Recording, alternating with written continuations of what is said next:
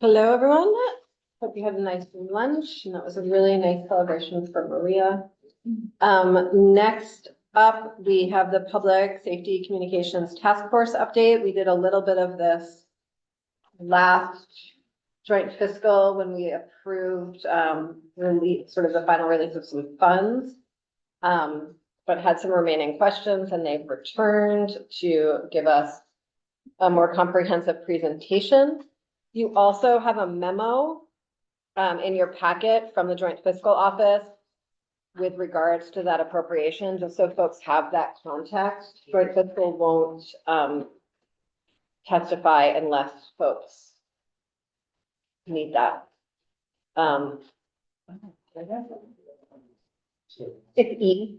I know, this is the only Here, thing. you can Yeah, have okay.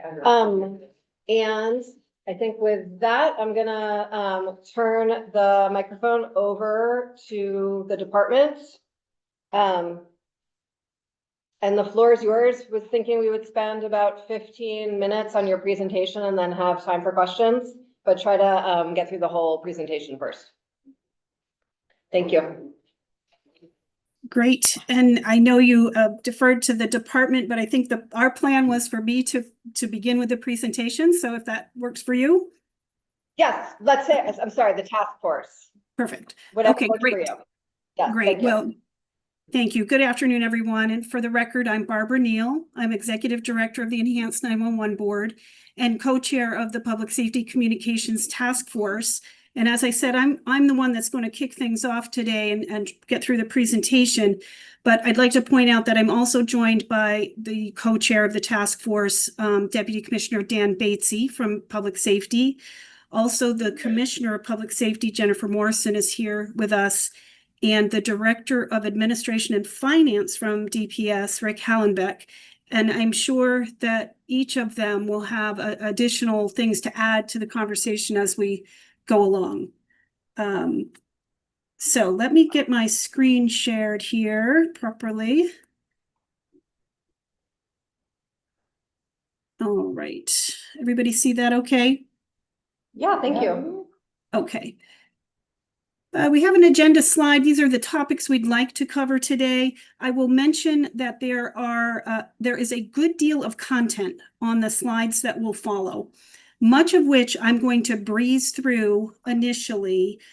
We thought it would be good to have it available to you for additional background on the work of the task force, but a lot of it is just that background and kind of context information. So today we want to focus on an overview of the work we're doing, a budgetary review, and the program status and next steps. So as a reminder, the task force was created in 2023 by Act 78 and was tasked with the planning and implementation of a reliable, secure, and interoperable statewide public safety communication system, equitably and sustainably financed, of course, that enhances and builds upon previous efforts in this work. This is one of those FYI slides that we thought would be helpful. It depicts the current emergency communications landscape in Vermont. You'll see indicated on the map are the 6 public safety answering points. These are the facilities that answer 911 calls and also separately provide dispatch services for responders in their jurisdiction. So in addition to the 6 PSAPs, public safety answering points, we also have 25 dispatch centers that operate within Vermont and 6 out-of-state dispatch centers that serve Vermont responders. Here is a depiction of the task force members, though I will point out that that is Commissioner Morrison on the screen, and Deputy Commissioner Batesy is actually the co-chair at this point at the direction of the commissioner. At this point, this is a snapshot or a screenshot of the current working group meeting schedule that the task force is underway with. So at this point in time, the task force has broken itself out into 7 smaller working groups, each of which is assigned the task of carefully reviewing individual sections of the system planning report developed by our consultants, Mission Critical Partners.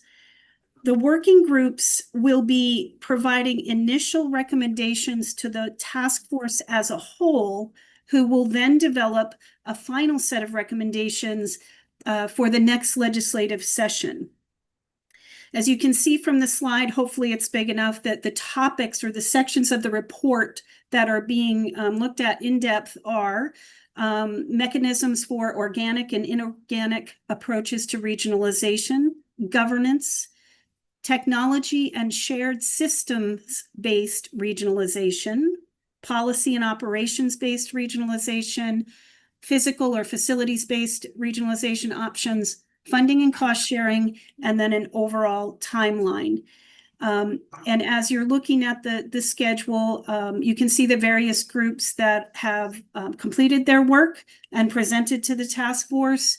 And then in the lighter green are the ongoing working groups that are running right now. We expect the work of the working groups to run through November, end of November. And we anticipate having a finalized set of recommendations that has been passed through the task force as a whole for public review in December. And then, of course, that finalized list of recommendations for legislative purposes will come after that. This slide is, again, a background slide. This provides more detail on sort of the intent and the detail of Act 78, and is just a good reminder for everybody of the environment, right, that we're working in as we tackle all these various aspects of the task force work. So this might be an easy reference back to sort of the guiding intent of Act 78. Okay, high level budgetary discussion. And Rick, if you have more granular detail you want to add at any point, just let me know. So Act 78 included an $11 million appropriation from the general fund to the Department of Public Safety for the work of the task force. Previously, it had been assigned to the Department of Public Safety for a different initiative, but it was transferred over to for some of it to be made available to the task force for the work. So up to $1 million of that 11 million was for the retention of technical experts. If the task force needed additional funding beyond that 1 million for its work, it was to go back to the Joint Fiscal Committee for that spending authority, which we did back in July, I believe it was, and you authorized an additional amount of spending authority, which we expect, the expectation is that will get us through the end of the next legislative session. So to date of the 11 million, the task force has committed about 1.3 million to those technical experts and consultants. And there have been additional expenditures as well. And that's the thing I'll defer to Rick for the more granular. So that's the 11 million. Separately from that, and often a point of confusion, is there was a $9 million COPS federal grant appropriation. So this was congressionally directed spending that was awarded to Vermont via the Department of Public Safety. And those COPS grant funds are separate from the 11 million general funds and are primarily being dedicated to enhancing the land mobile radio network used by the state police. There are very specific limitations and requirements for the spending of those funds. And I should have made clear at the beginning, it's being managed by the Department of Public Safety, not the task force. So they're separate. However, DPS has proposed incorporating a procurement option for VHF communications in addition to the state police UHF system that's being supported by this COPS grant. as a good use of time and effort for expanding the statewide or supporting the statewide fire and EMS services. Commissioner Morrison or maybe Deputy Commissioner Batesy is the best to answer questions on the specifics of how these funds can be spent and are being spent. But I just wanted to point out the difference in the two at this point. And let's talk about where the task force is right at the moment. So this slide here has a lot of explanation on it. So that applies to the following slides. So throughout the rest of this presentation, you are going to see references to two reports that were prepared by our consultants, mission critical partners. The first is the Public Safety Communication System Inventory and Assessment Final Report. With its appendices, this is over 500 pages long, and it meets a number of requirements that were outlined in Act 78, and I'll get to those in a minute. So there's the inventory and assessment report, and then there is the second report, which is the System Options and Plan Recommendations report, also from the from the Mission Critical Partners. So this report is the one that outlines the various paths that the task force could take to meet the requirements of Act 78 and lead us to the goal of a statewide interoperable, resilient public safety communication system. As I mentioned earlier, the task force has broken itself into the 7 working groups. You'll see reference to some of the items and requirements of Act 78 being under review or in progress with the working group. And as I explained, those working groups will bring their recommendations to the full task force for further discussion. So, and as we go through the next few slides, you will see references to 3 different types of status, right? An item could be completed. The Act 78 requirement is completed.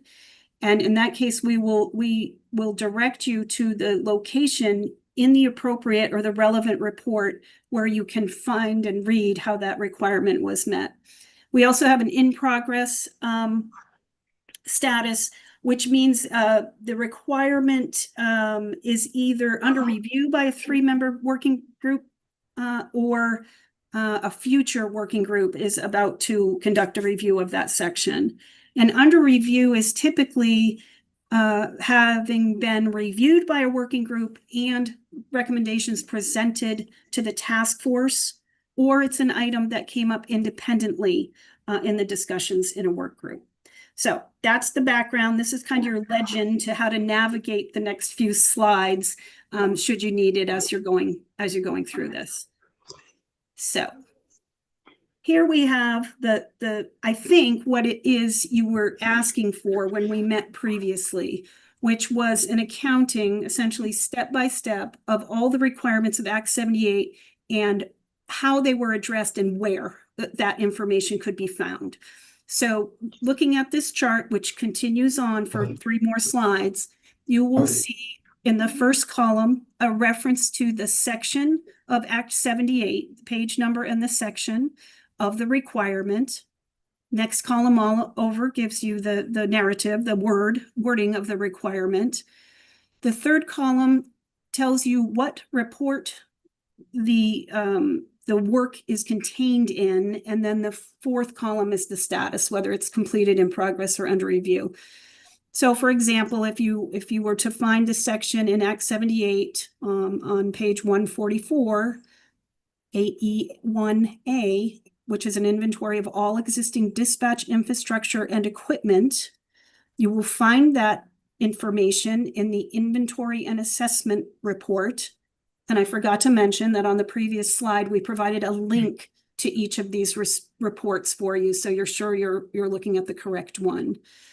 So the first requirement is met in the entirety of the inventory and assessment report, and that work is complete. I won't go through each of these individually unless you'd like me to, but as another example, the next requirement down for full-time and part-time personnel accounting is covered in section 3.2.3 of the inventory and assessment report, and that is completed as well. A couple more items are completed, then you'll find the requirement to work with the Vermont League of Cities and Towns for a needs assessment to determine where and to what extent there are gaps in dispatch service. That work is in progress in a current working group, and actually was, since this presentation was put together, has been added as an agenda item on the next full task force meeting, which is next Wednesday, September 24th. So that one continues to be in progress. At the bottom of this page, you'll see kind of the general requirement that the task force collect and assess any other information that we deem relevant. There are a number of items being discussed in that regard, including funding considerations, Vermont broadband options for public safety, satellite connectivity, and the state COPS grant coordination that I touched on briefly a few minutes ago. Those are all under review by the full task force. And continuing on, you'll see additional references to the specific requirements of Act 78 and their status. On this page, they're either under review or in progress. Next slide up, we continue the list. There were a number of requirements in Act 78 for sure. A couple of the items on this page are completed now, and the others are in progress or under review. And then finally, the topic of pilot projects is addressed on this final slide. So this is future work that the task force will undertake when and if we get to the point where we feel that there have been minimum technical and operational standards that would allow or support a pilot project. So that work has not, well, it's been discussed to the extent that we're not at that point yet for making pilot project determinations. So I will pause here. That's the end of this presentation. I hope that it was enough to give you an idea of where we are with the work without getting bogged down in each individual requirement, at least in this setting. And I will hand it back to the chair. Happy to answer questions or get input from the other members of the task force and from DPS as needed. Thank you for that.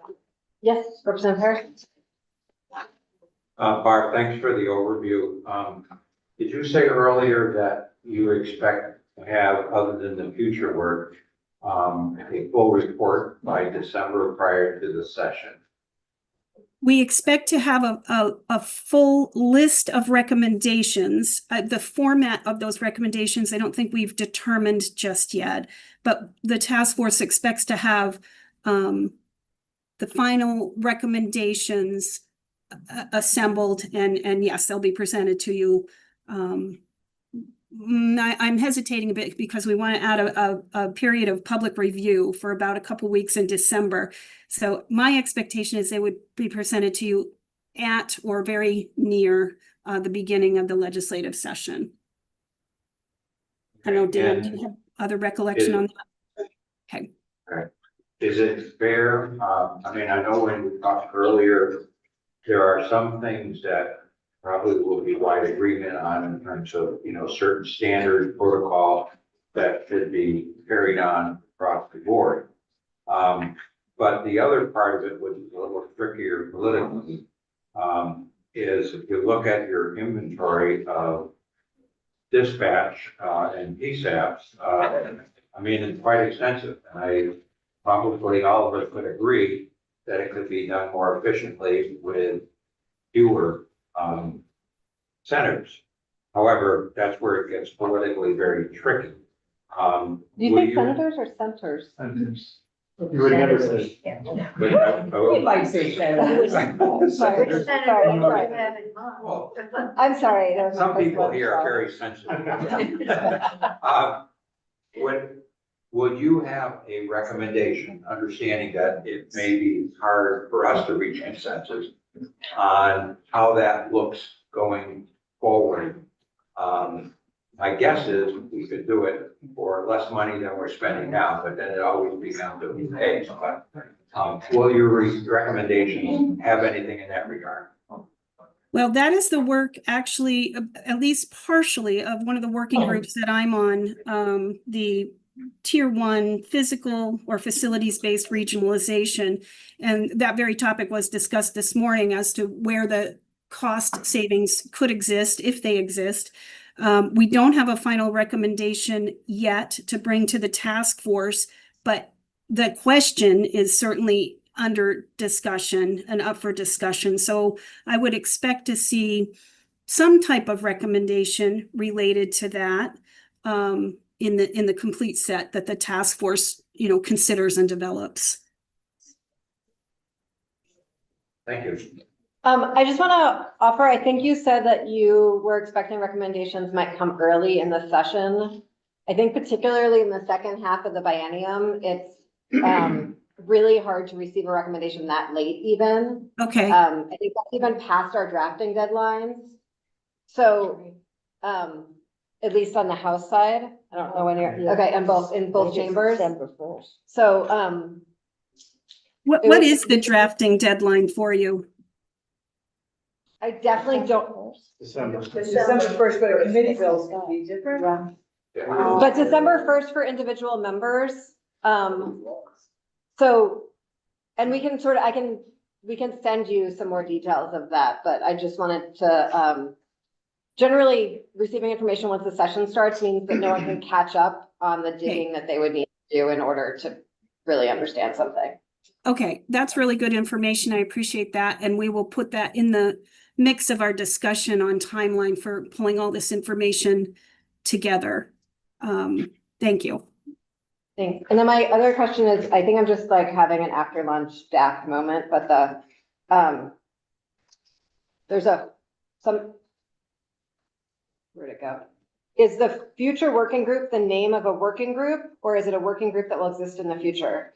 It is a working group that has been formed, but has not yet met, Okay. but will So- between in October through October and November, I think is the plan for Okay, that. Yeah.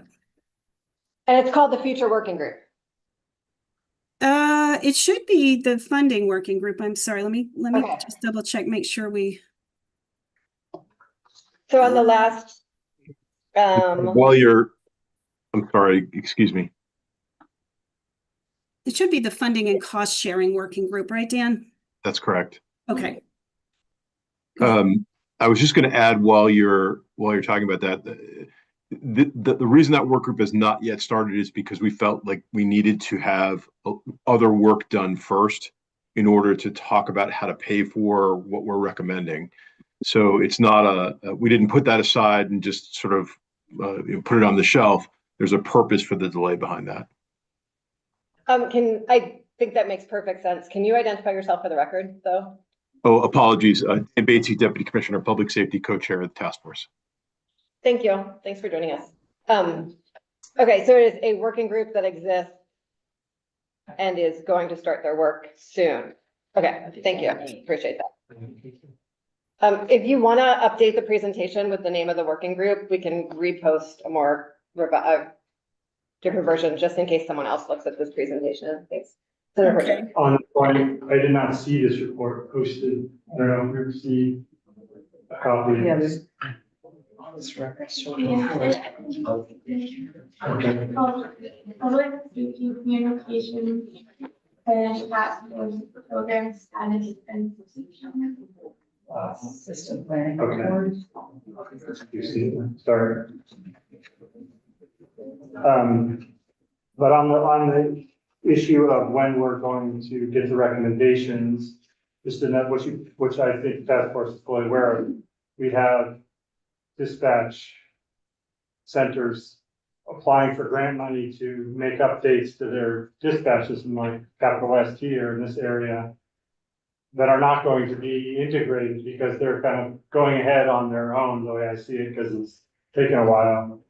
So it's just another reason why we're hoping to get these recommendations so that individual dispatch centers don't continue to develop systems that are incompatible or end up not being in line with the recommendations or something like that. So that's just a concern of mine. The other question I have is actually a little bit water under the bridge, if I can talk about the different. Love some water under the chair. bridge.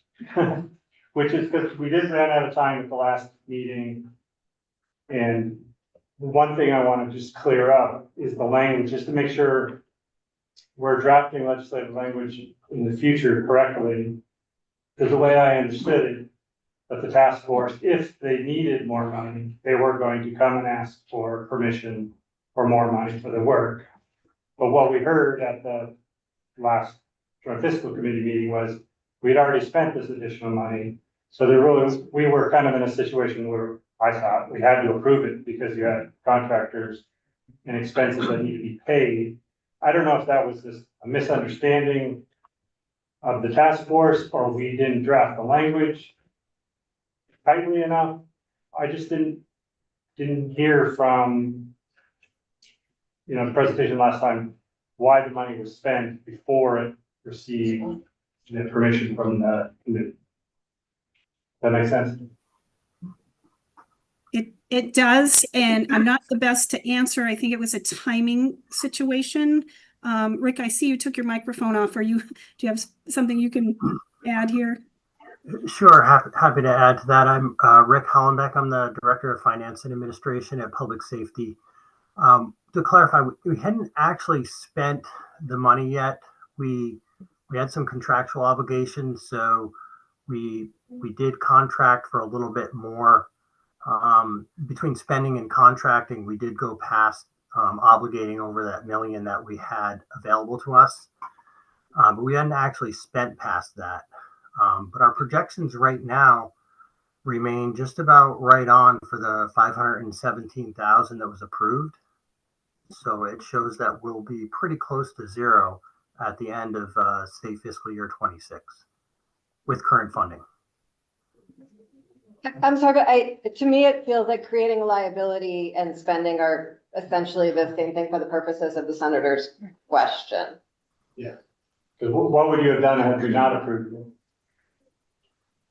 Right, we did have those obligations. So yes, for your purposes, we were sort of in a situation where work was being performed and we did have those obligations to meet.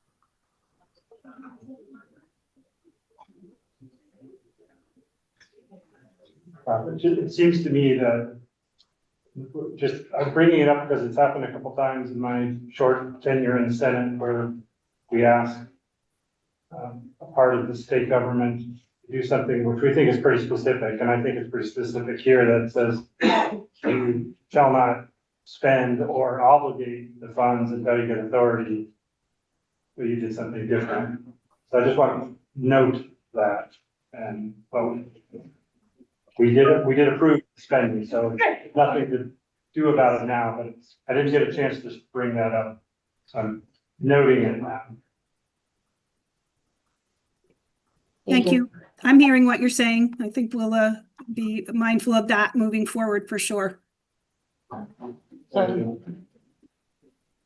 Anyone else? I just hope that the members of the task force, as you're doing this like really comprehensive work, and the members of the Joint Fiscal Committee can be in touch with our colleagues that will be the ones who are most likely to actually need to receive these recommendations, so they're prepared for it. I think we started this process long enough ago that the folks who are very closely tied to it might not be as tied to the legislature anymore. And so I know Representative Harrison, you were one of the people that has been engaging in this. So just a comment for the folks on the screen, but assuming we can go forward on some of this, as I think everybody is aware, this would be the purview of the House and Senate Government Operations Committee.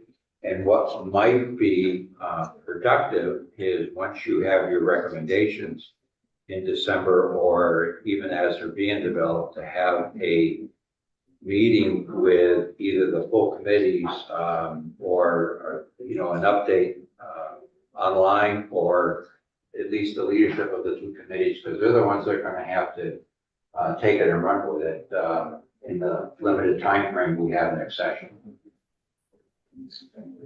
Okay, yep. We can certainly be in touch with the chairs. And I will be as well. So thank you very much for all of your work. And thanks for coming in for the presentation. I don't see any other questions. Okay. Thanks. Thank you. Okay, thank you. We'll get that updated report over to you soon. And really appreciate all your time and effort on this. All It's right, a big lift. Thank you. thank you very much. Okay, next up on the agenda is GS payment reform. I think our witnesses are going in sort of 3 different groups. Does that sound right to folks? And we have about 50 minutes, 45 minutes for this. So we're going to start with the department, if you don't mind, and you want to come up, bring however many chairs works for you and your bodies. Or don't, whatever you want. Floor's yours.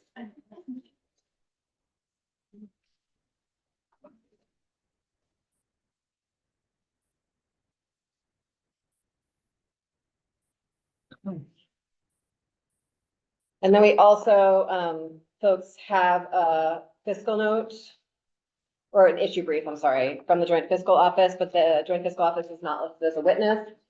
And so, that's in your packet.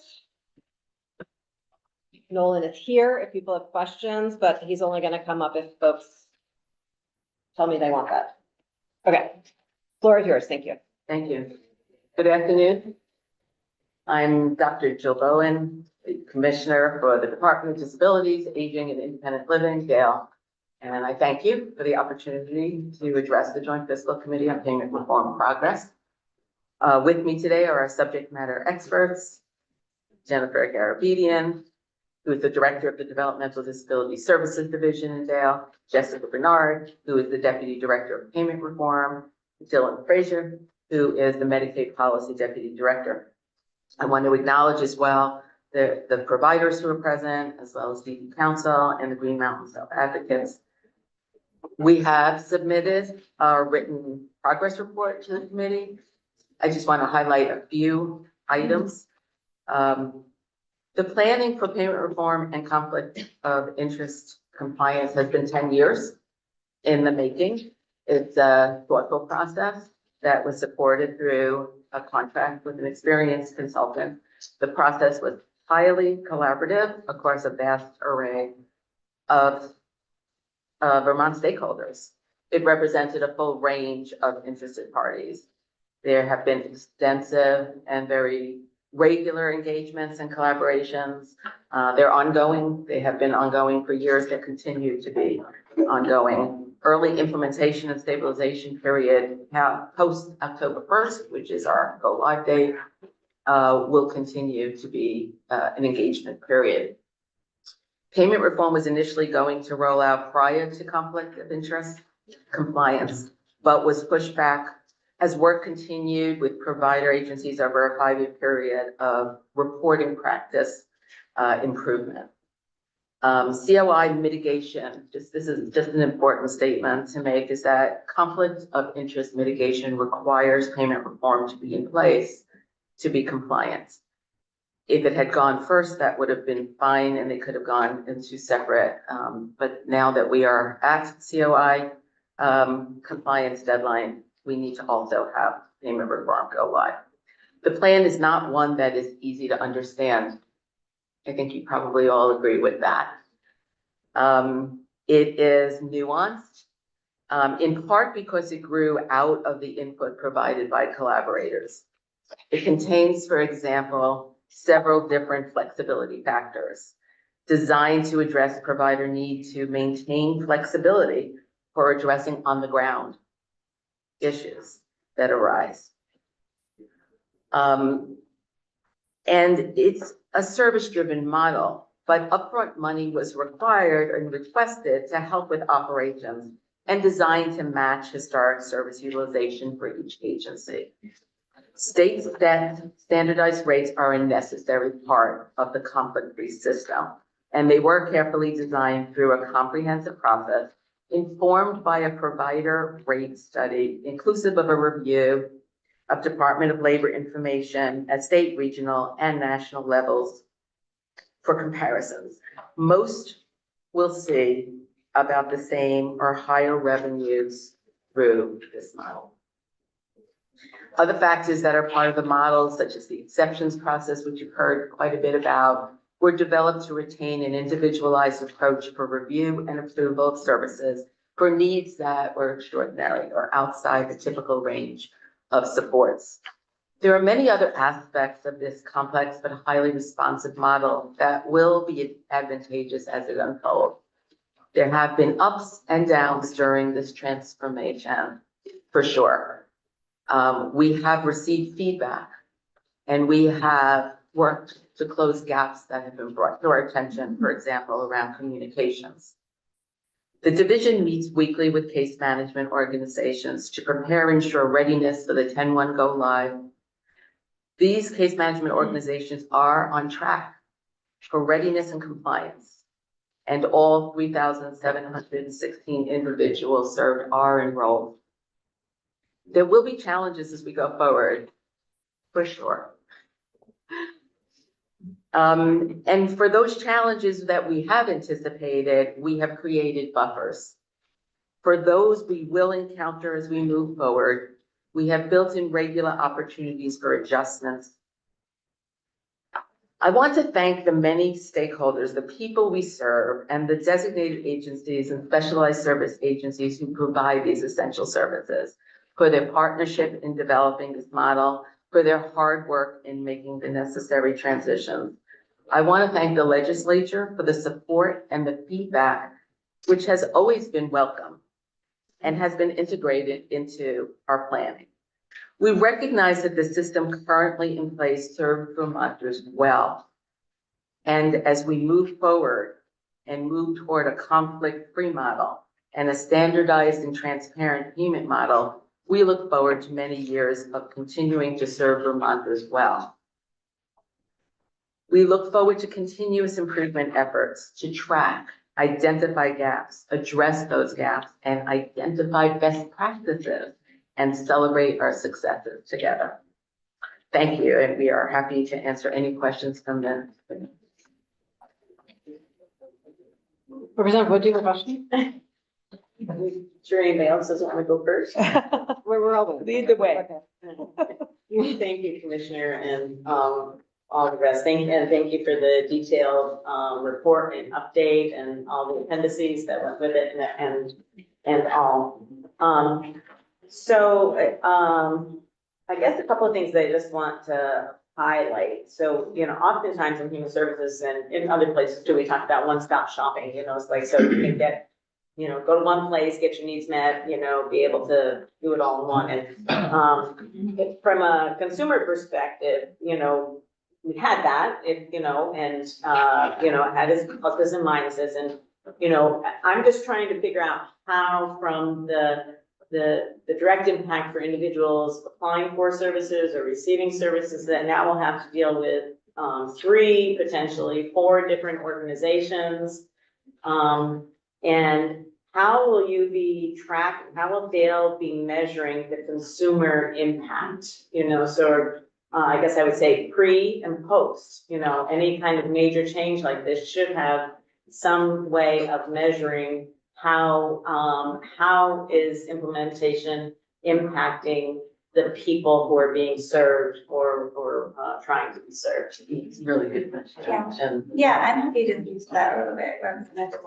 So we have been using a survey, an experiential survey at the AHS level. And so one of our data policy people, Emma Rose McCadden, is working with the AHS quality team to use pre implementation data from its totally, but no, we go completely with what CAPS stands for. Oh,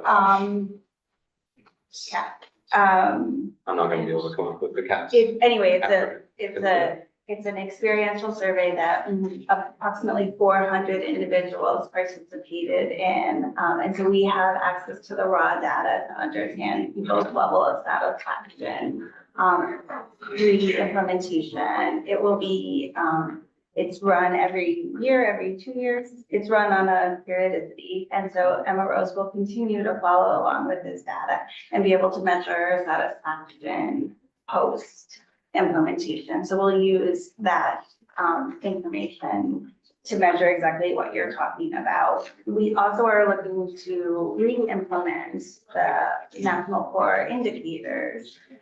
Those will ask different questions, so it won't give us exactly what you talked about, which is why we'll continue to use the CAPS for what you've asked about here. But we are also looking to understand people's level of satisfaction in a variety of different ways. We also have our annual quality services review, which asks a number of experiential questions. So we'll also be able to gauge people's experience and their level of satisfaction with services in that regard as well, which asks many similar questions built in a way to model the questions that were asked from the NCI. So we have a variety of ways to ask it, but I think sort of at the largest level, it's the work that MLOs will be doing. But I think it's a really good question. And do you want to say? Yeah. And just really quick, CAPS is the consumer assessment of healthcare providers and systems. That is the survey. So we'll also have access to data that we've never had before. So we'll be able to watch service volume and delivery levels, and we'll be able to see, transition, during the transition, and then post-transition as the years go on. Do we see an increase in service delivery, service mix, things like that, that we'll be able to actually have a real window into? And we have needs assessment information, so we can look at things like acuity. Is it changing? Are needs changing? So we will have a lot more information that I think will be able to just monitor things and have a better, more rich understanding of what's happening. The other thing I would add, and this isn't gonna be a pre and post sort of data availability, but the new case management organizations are also required to be surveying the individuals they serve by way of an independent contractor doing those surveys as well. But I also see it as our responsibility to have the system work as a system. As you say, the current system didn't have that challenge. But this one, because of the, independence of each, does have that challenge. Well, I mean, I thank you for mentioning that, because one of the things that, you've spoken of in the past is referencing the state auditor's report from some years back. And really the report highlighted what that the department was failing in its oversight responsibilities, or lacking, I guess I should say, in its oversight responsibilities. I guess the question is, do you feel through these changes that you are enhancing the department's ability to provide oversight of the system? Enormously or immensely, because of the transparency of the data flow. And how will that interaction happen with provider agencies? So, in terms of what kind of reporting, the department used to have key performance indicators and things like that. And how will the information flow and the dialogue happen between the provider and the designated and specialized service agencies?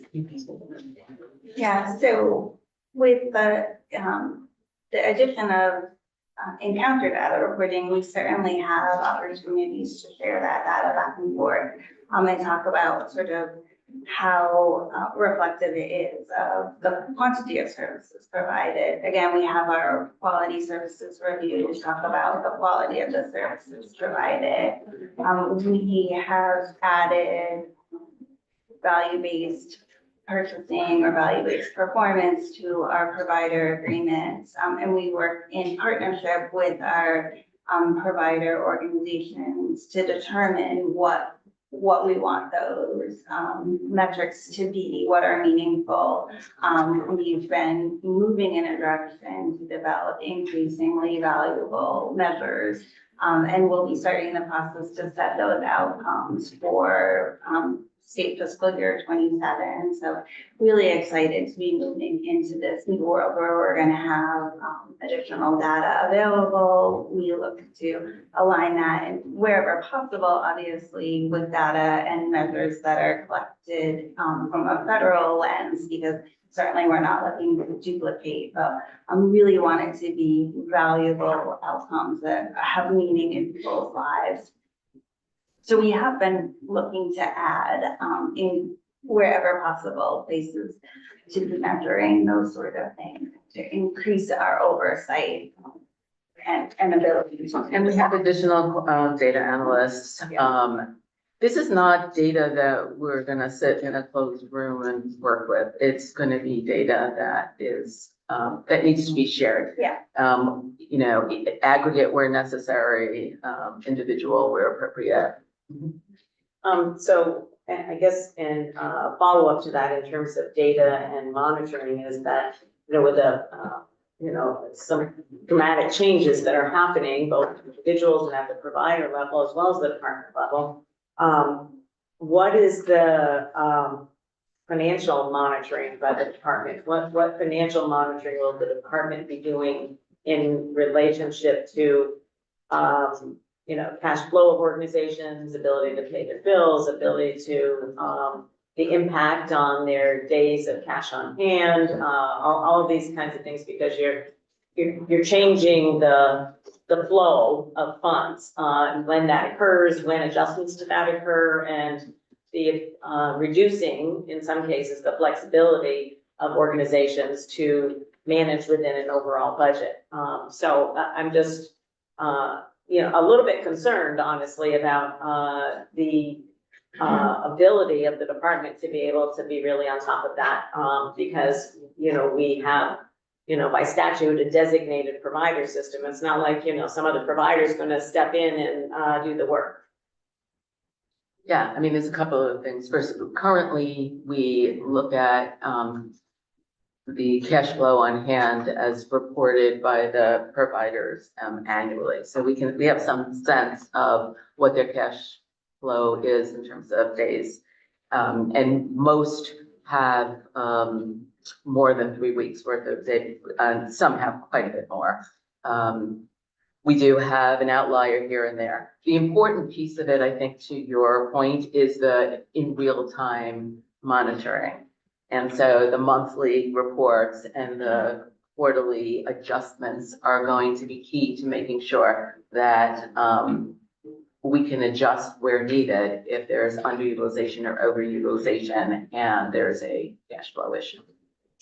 And I would just highlight the fact that we are incredibly fortunate to continue to have Jim Huber, who you know as our point person in the department to assist us with all of this. So not only does he know financially, but he knows programmatically and has been deeply involved in all of this systems change. So he really understands where we've been and where we're going to help with this monitoring oversight and work closely with agencies around these changes. So again, he really understands the implications of things that we've been discussing and where we're looking to go. And the point is programming, the programmatic people and the fiscal people, I think it's to your point that they are operating together, not inside.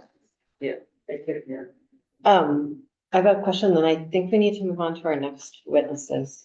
And I'm sorry, this is with my ignorance. Do you have an ombuds office connected to your department? Not connected to the department, but the agent. Yeah. Had a piloted ombuds program. It was not picked up for continuation. Fiscal continuation.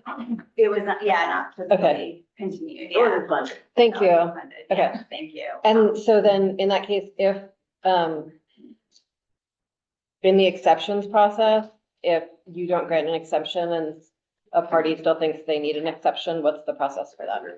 They absolutely will have, grievance and appeal rights, so they could appeal the decision around the exception. Is that go to the Human Resources Board? Human services. Human Services Board? Yeah, This is part of that. It would, yeah, it would go to First. service, and then it can go to the. Yeah. Thank you. Thank you very much for your time. Thank you. Next up, we have Vermont Care Partners.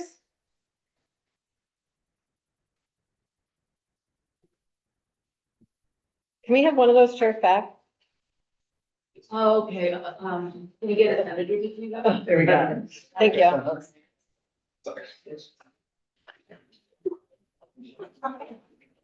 Welcome. Thank you for joining us. Really appreciate you coming here. Introduce yourself first. Sure. So I'm Carrie Hathaway. I come with a former 19-year state employee, 5 years with the Department of Developmental and Mental Health Services, and 14 as the finance director with the Department of Vermont Health Access. 8 years with Howard Center. So I have 13 years of combined experience with the system of care. Hello, everybody. I'm Jennifer Stratton. I have the pleasure of being the CEO of Lamoille County Mental Health Services. I have been at Lamoille for 25 years, actually, 20 years in the developmental service program before moving over to administration. So Carrie and I would like to thank you for allowing us the opportunity to speak today on this important topic of DS payment reform. We have appreciated the ability to be able to partner with Dale and other stakeholders on payment reform.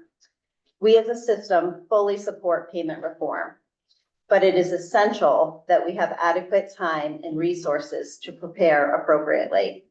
We have a whole system of care of individuals and families that are counting on us to get this right. To be able to get this right, we need to have a robust system of care, designated and specialized service agencies that can meet the needs of the individuals and families. And we see that there's still some really critical issues that need to be resolved. One of those issues is there's still just so much uncertainty.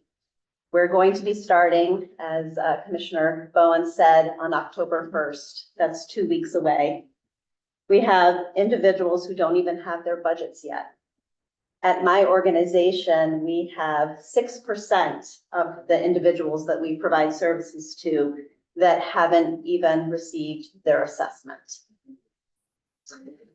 That's just the start of some of the uncertainty that is still to be answered. Carrie, do you wanna? Yeah, so first I'd like to just share a little personal thing because when it comes to money, I geek out. I just want to acknowledge that I was fortunate to be raised under the wings of a woman named St. Linda of the State Board for Suicidal Teens.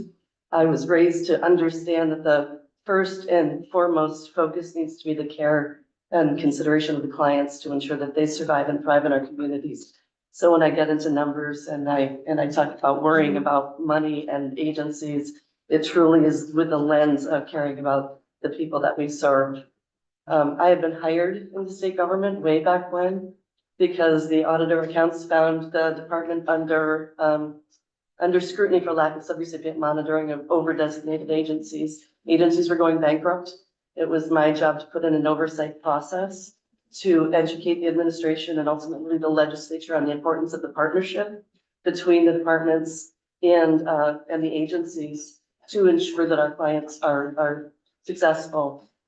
We have agencies that have, well, as of tomorrow, we'll have 8.5 days of cash. It's a very fiscally fragile time. We have no budget for this state fiscal year starting July 1st. We have been given the feedback that they're looking to cut us by $4.8 million. Again, Howard Center specific. System-wide, it's roughly, some agencies will lose roughly $11 million in order to redistribute elsewhere. This will put the system at risk. And when you put the providers at risk, you put the people at risk. We're not ready. I want to be ready. I used to do money compliance for the Department of Vermont Health Access. I understand the need for equitable rates. I understand the need to be in compliance federally. We need to make sure, as Jennifer said, to do it right. To add on to that, not to get too much into the weeds, but the way that we will receive payment is based on encounter data. And I think from Vermont Care Partners lens, we see that there are things that are not fully captured within our utilization rate, such as residential and supports that go through ERIS. But my organization, our utilization rate is 68%. We are one of the organizations that is financially struggling and does not have a lot of days of cash on hand. I think as a system, the aggregate data is 24 days of cash on hand. So we'll be receiving payment on 68%, where currently right now, our payment does not work that way. I want to be able to provide all of the services to the individuals who need that service, but it puts our organization at a near impossible place to be able to do that when we're only going to be receiving a portion of the funding. How are we going to be able to hire on, train, recruit at 100% when we're not receiving that funding and have, as a system, not a lot of cash on hand? And I would also offer a reframe of that utilization percentage, because the reality is these services haven't been reconciled in 20 years. The rates used to determine the amount of money we get are not sufficient to buy all of those services. So when you right size the apple cart, I personally think another way to look at it is we're being paid to be delivering at this 60% level. We're not getting paid at the 100% level. Can I ask a question? Yes. So, as you said, like, you're really in the weeds on this, and I'm Yes. so grateful for that. I am very much not in the weeds on this. Yeah. And I hear, what I think I'm hearing is that you agree with the intentions of all of this, and you're not ready. And so my question is, what do you need to be ready? Is it time? If it's time, how much time is it? If it's action from the state, what is that action? I'm sorry if that's like Yeah. too. Yeah, I mean, I do think it's a 1 year hold harmless. Yeah. Okay. To make sure that we're taking the time to do this right. I think it's a delay until we're fully up and ready to go. Making sure that the assessment company can get all of the assessments done, making sure all of the care management organizations can meet the clients, understand the clients, talk to their education partners and the Department of Children and Families partners and their designated agency partners to understand what those individuals need, to take the time to thoughtfully build out those budgets and then work with the designated agencies to figure out how to fund, how to staff, and how to ensure these individuals thrive. Yeah, so that'd be adequate cash flow. And as Carrie said, we're all here for the individuals that we provide services to. They're the ones and the families that are counting on us. So they need to have, transparency, adequate budgets. They need to know the information. I was talking with a parent last night who just said, she's used to managing her yearly respite budget. That's gone to quarterly now, and that's a shift for individuals. So those are just a few examples of some of the changes, but how they impact, again, the individuals that are counting on us, the system, to be able to receive the services that they need. Yeah, thank you for coming today. I understand that organizations have lost some staff to go to the CMOs. Have you both lost staff to go to the CMOs, and how many folks have you lost? So at Lamoille, we have lost 2 service coordinators to go to the CMOs. Is that the job that they were doing is case management work anyway? So they're. Yes, and there was no way that we could compete to keep them at Lamoille because they were being offered so much more money than we were paying them. Yeah. I mean, we're talking $30,000 more a year than what we were paying them.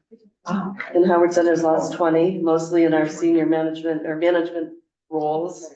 Also because of the pay disparities, which contributed to our currently 19% vacancy rate in the developmental disabilities programs. I could go on a multi-year diatribe about the responsibilities and needing to ensure that we can afford to pay and support our employees accordingly.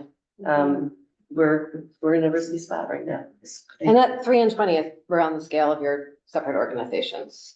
Yes. Yeah, you're Okay, different okay, sizes. okay. I totally Okay, understand. I Other had people to may make not sure know that that assumption was true. Okay. Yeah, yes. And I just sort of, as you know, Representative Wood, but I just want to make sure this, we don't have an action item connected to this, at joint fiscal. And so we are here to listen. And I'm glad we had this opportunity to check in on this, Representative Wood. Yeah, I was just gonna, it's over 100 positions statewide that have moved, from the designated specialized service agencies to the CMOs. It feels like a little bit of, setting up for failure, particularly with the loss of sufficient numbers of staff that, that's gonna increase your vacancy rates, which is gonna prevent you from providing the services that are in the service plans, which is gonna reduce your, rate of service provision as compared to plan. And so while this transition, is happening, it seems as though, through honestly no fault of your own, because, you know, people are moving to where they're able to make more money. That's a system failure from my perspective, because we haven't paid sufficient funds, although we're choosing to do that with these case management contracts, so they can pay between $10,000 and $30,000 more per person. That's, you know, a value statement on my part. But you seem to be in a lose-lose situation, from the perspective of being paid based upon utilization, having staff being siphoned off to these other two organizations, so reducing your staffing capacity, to provide some services. Is that part of a reconciliation process? Is there some allowance for that? How does that work? Again, I don't have a budget yet. If the words come When you say you to don't have a budget, does that mean you don't have a grant agreement with the state yet? What does that mean? we don't have that, but nor do we know how much money are we going to get, because they're completely reformulating how things are getting computed. We've been led to believe through some analyses that we will lose $4.8 million of our existing allocation. We also just heard last week, I think it was, in drop-in hours, that we're going to be required to increase our shared living provider payments based on the new payment model. That puts us another $2 million in a vulnerable position. It's from Howard Center's perspective, it's a lose-lose if we move forward, effective October 1 with this payment model. It seems a little bit like a house of cards that, and granted that I get the change process, but the house of cards part is like, I don't think there's anything to be gained systemically or on behalf of individuals if we put designated and specialized service agencies in financial risk. So if they're not getting all of their services now, they're not going to get any services if we have providers that are not able to continue. So I just really don't understand, and maybe I'll refer back if we just have one moment to ask the department, have they considered a hold harmless year? While it's running parallel systems, essentially, running parallel reimbursement systems, for a period of time. And I just want to sort of a time check. I think this would be our last.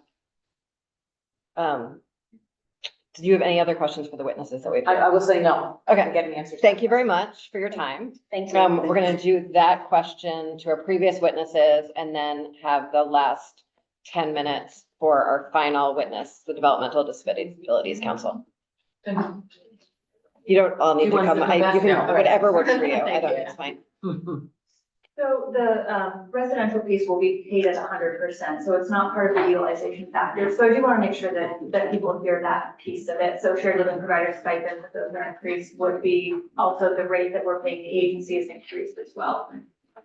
The idea of having a hold harmless for a year, because we've raised our rates, if we continue to pay for services that aren't delivered, that math won't work. So we do have to make sure that the payment model was designed with all of the pieces fitting together, including the new case management teams.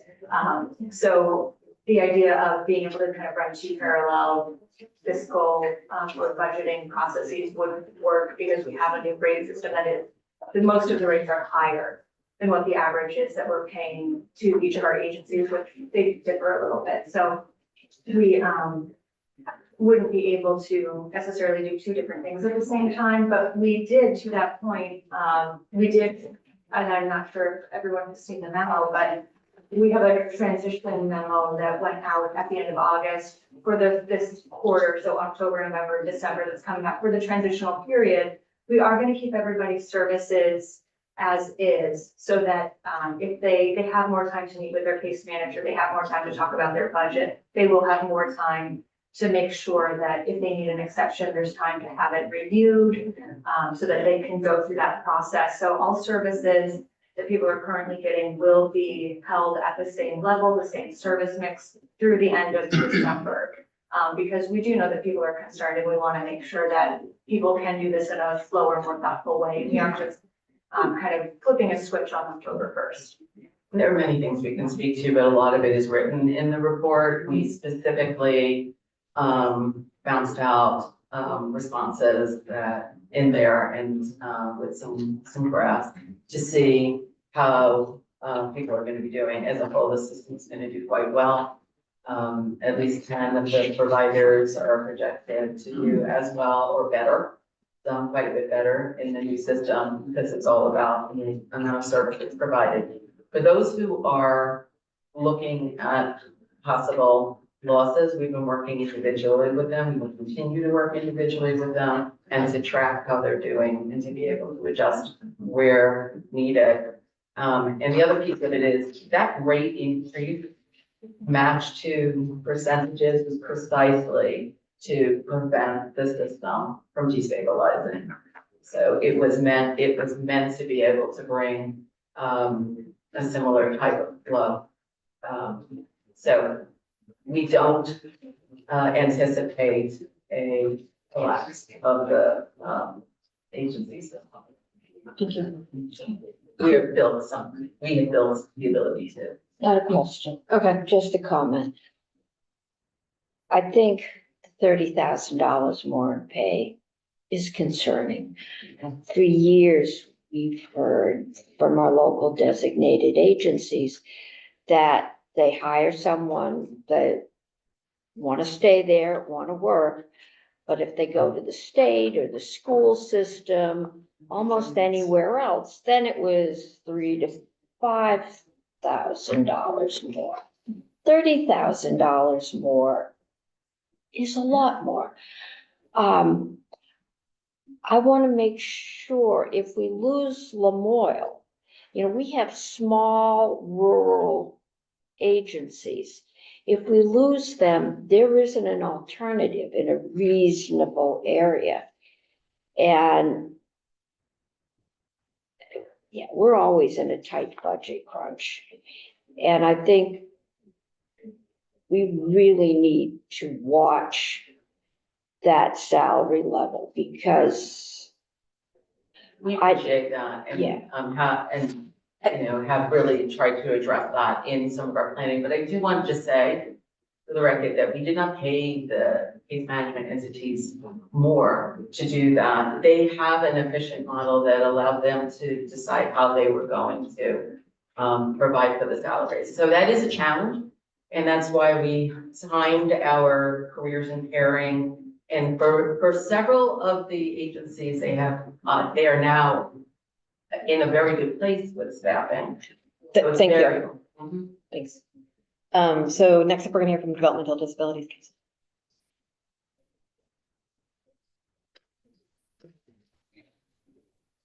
Thank you very much for joining us and for your patience. Thank you for the opportunity to speak today about payment reform. For the record, I'm Kirsten Murphy.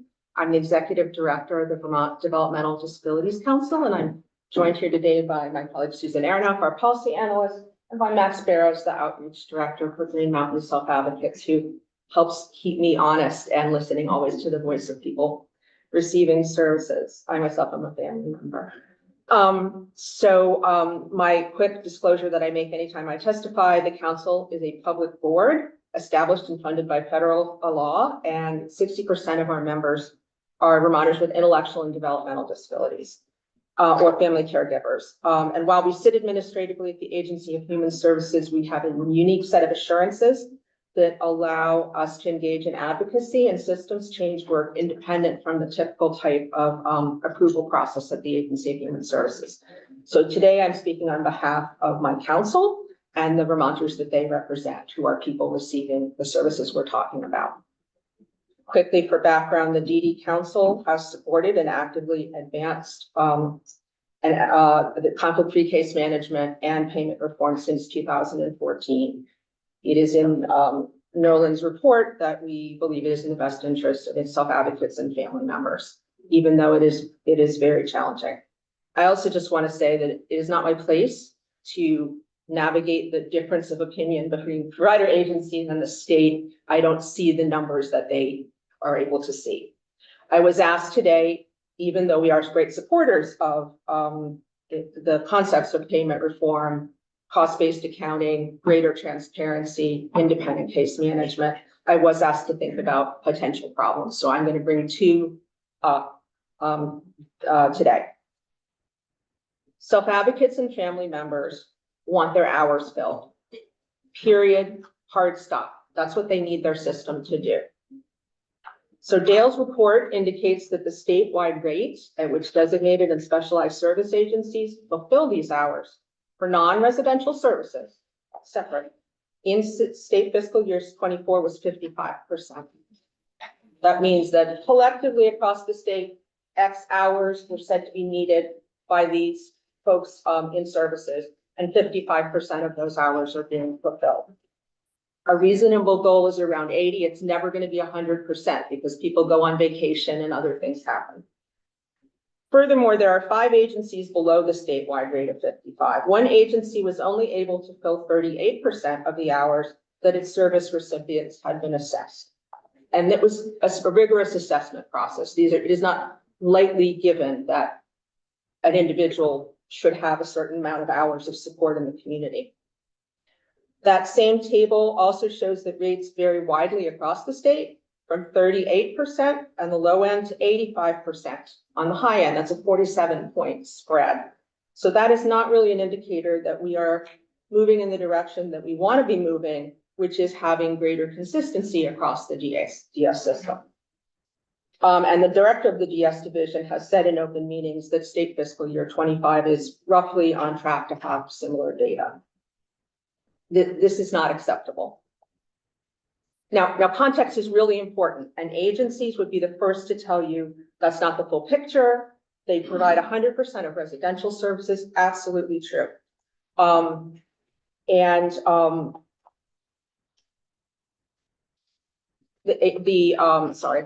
People, however, for people living with their families, which is 39% of service recipients, an equal number to the number receiving or living in shared living. For those folks, the community-based hours are the ones, that is the sum total of what they're basically receiving. And that population is really struggling, people who live with their families. Understand that what we're talking about are the hours that support a fundamental part of community-based services. They're the support hours that people depend on to leave their homes for work, for recreation, to see and sustain friendships, to run personal errands, to get to the doctor, to do all the things that anyone typically expects to do during their day. Also, I strongly suspect the problem is not a small one. Basic math would suggest that although the data was de-identified, and I understand why, with a statewide rate as low as 55, there are likely larger agencies in the cohort below the statewide average, pulling the statewide average down, the statewide utilization rate.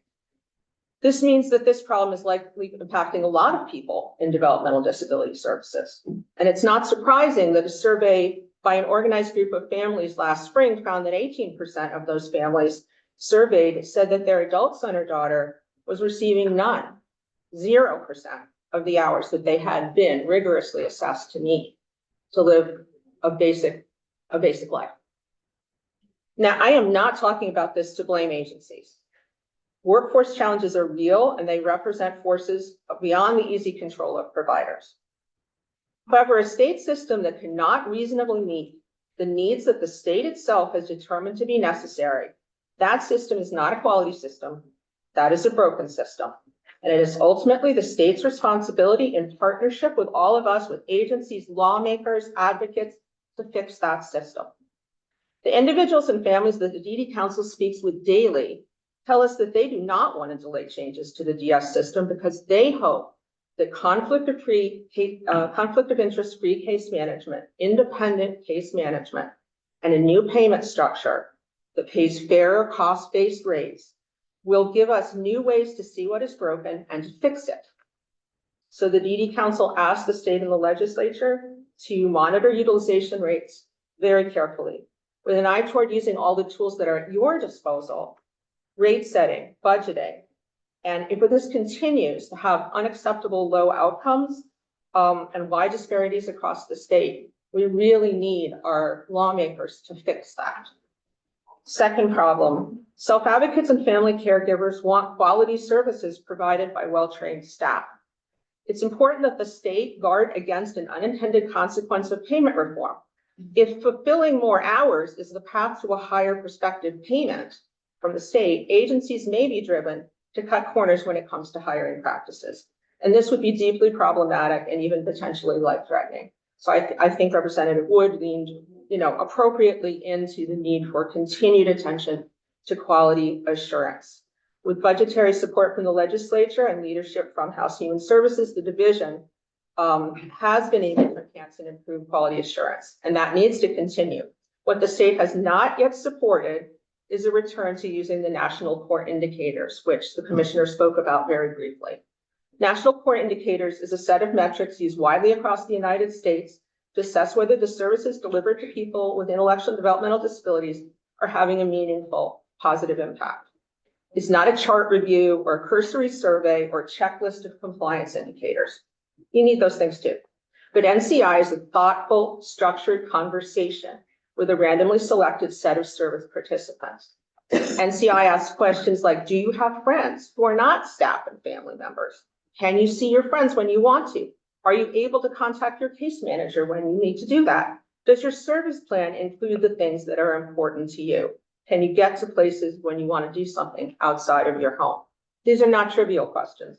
These are questions about the rights that people have when receiving services under new guidance from Centers for Medicaid and Medicare, and about the things, this is more important even, that make life, any life, meaningful. Vermont used the national core indicators in 2017 to 18, and then again 18-19, and then it was discontinued because of the pandemic. That does give you a bit of a baseline without being skewed by the pandemic, but we need now to use that tool to help measure the impact of payment reform. So in some two sides of the equation, the need to fill hours, the need to make sure those hours are quality.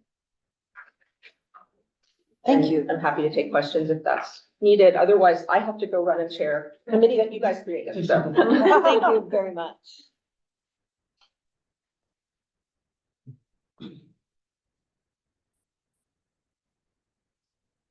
Thank you all for the very thoughtful work and testimony on this. It seems like there is still much to be figured out.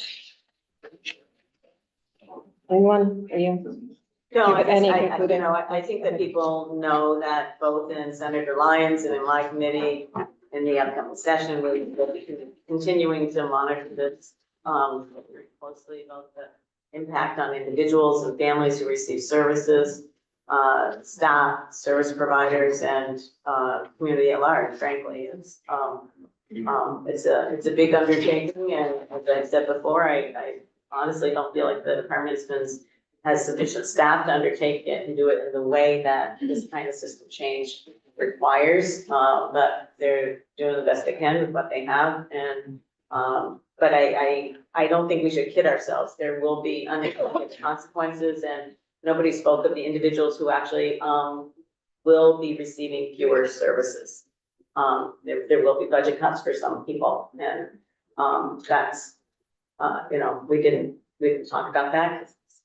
There's a lot of weeds to get into in this. But we're not. I just want say yes, this is really going to be very critical to provide oversight and to understand the changes as they go on, the quality metric analysis that's going on, how that's influencing change at the agencies, what effect it has on the families, what's the difference in payment at the agency level versus the family level. All of those things with the data coming back is really critical. And part of it will be, what are the new contracts look like? It's happening now, but we'll have to look at, see what it looks like after the fact. I think there's a lot of work going on, and I think everyone is sincere in efforts to make sure that people, you know, as much as possible, don't lose services. But you know, it's a challenge. I do want to say thank you to Nolan also for preparing that background brief for folks. It's, I think it's very helpful for people who are not, you know, in the weeds on this on a frequent basis. So I encourage folks to read it. It's very good. Thank you, Noel. And if I may thank you all for the kind attention and dedication you have given to this transformation. I really appreciate it. Thank you. So we're going to move to the next item on our agenda, which is community partners and federal impacts. We shared some key questions with the community partners who are testifying today, asked them to submit written testimony when possible, and are going to do our best to forward any testimony to appropriate committees of jurisdiction. First up, we have Allison Calderera. Hi, please join us. I have a list. I don't know if you have a list. Thank you so much for having me here today. Thank you. My name is Allison Calderera, and I am the Executive Director of Capstone Community Action, serving Central Vermont. We are one of 5 community action agencies serving 43,000 low-income Vermonters across the state. We consider our work to be that of anti-poverty strategists. We have many services, including early education programs designed to break the generational cycle of poverty, crisis fuel assistance, housing assistance, bless you, including emergency shelter units, food shelf, weatherization, and financial capabilities programs, such as personal financial coaching and micro-business counseling. The last time I was here before you, the president's budget had zeroed out our community services block grant and our LIHEAP crisis fuel funding. We have now heard, and this is good news, I'm here with good news. We have now heard that Senate Appropriations and the House have restored this funding at a national level for both programs. It even miraculously has a small increase. This is really good news because this means that they're working on both sides of the aisle at Congress. Red and blue states are coming together to support our programs.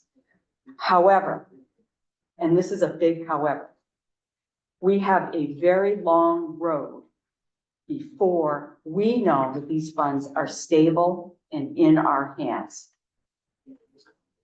Most immediately concerning for VCAP is timing.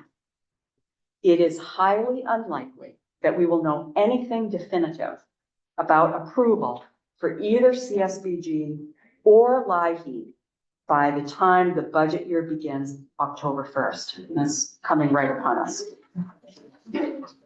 There is a good chance that Congress will kick the can down the road with continuing resolution. And according to Senator Welch's office, this actually may be our best chance to receive our funding in time for the winter heating season. Even so, please remember that at the national level, all of the LIHEAP staff were laid off. So there's no one in the LIHEAP office left to dispense funds. Yes. Because of this, the senator's office is very concerned that even if the LIHEAP funds are approved, they could be impounded by the Trump administration. So currently, just for reference, just for Capstone, our LIHEAP funds comprise about 300,000 of direct client assistance funds and 158,000 for staffing support. And just so you're aware, we are already fundraising to supplement those. But prior to all of this, we already had to fundraise to supplement that program. My biggest concern, despite this good news, is that it is almost October, and I have no certainty about our ability to serve low-income Vermonters. The season usually gets into full swing by mid-November. And just to put this in perspective and the impact that at Capstone, we typically serve about 600 Vermonters each season. 78% of these Vermonters live at or below 150% of poverty. 22% are over the age of 60. 28% have a disabling condition. These are very vulnerable Vermonters that we are simply trying to keep warm and safe. In addition, putting this all together, we're continue to see the high prices in food and pressure on our food shelf. We're currently serving 1,500 families in our food shelf, 9,000 visits a year. That's a record. Low-income Vermonters are facing this triple whammy, these multiple threats of cuts to SNAP, rising food prices, rents, and high energy costs. This winter season is going to be really tough for the people that we serve at Capstone and at any community action agency across the state. VCAP is very appreciative of the opportunity to share these concerns. I am here to request that legislators continue to stay engaged and communicating with us as we navigate so much uncertainty and threats to our backbone federal programs. Our partnership is mission-driven to serve the low-income Vermonters who are going to bear the brunt of these federal program losses. We're working together now to plan and prepare how we can best expand our strengths to meet this moment. And it's a critical moment for the people that we serve. I hope that together we can continue this critical conversation that we're having throughout the next few months, which is going to be filled with so much uncertainty for everyone. So that is the end of my comments, and I really thank you for taking the time to asking us to come here and speak our mind. Thank you very much for joining us. And we did hear from Sarah Clark on the fuel question earlier in the day, if you want to catch up on that testimony. Okay, thank Appreciate you. your time. Next up, we have Otto Moen.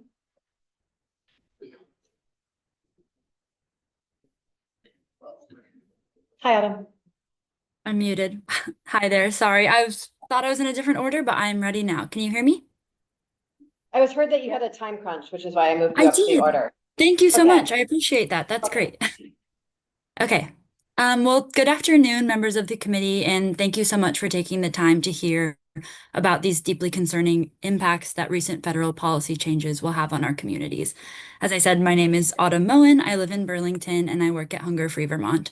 We are a statewide organization working to end the injustice of hunger. We believe that even in the most challenging of circumstances, the state of Vermont can make policy choices that will ensure food security for everyone who lives here. We help to implement and advocate for programs that work to meet people's basic needs, including SNAP, the Federal Supplemental Nutrition Assistance Program, known in Vermont as 3 Squares Vermont, which is the program I'm here to talk about today. So the cuts and changes made to SNAP in the budget reconciliation bill are vast and will cause lasting harm in Vermont, both in the immediate future and for years to come.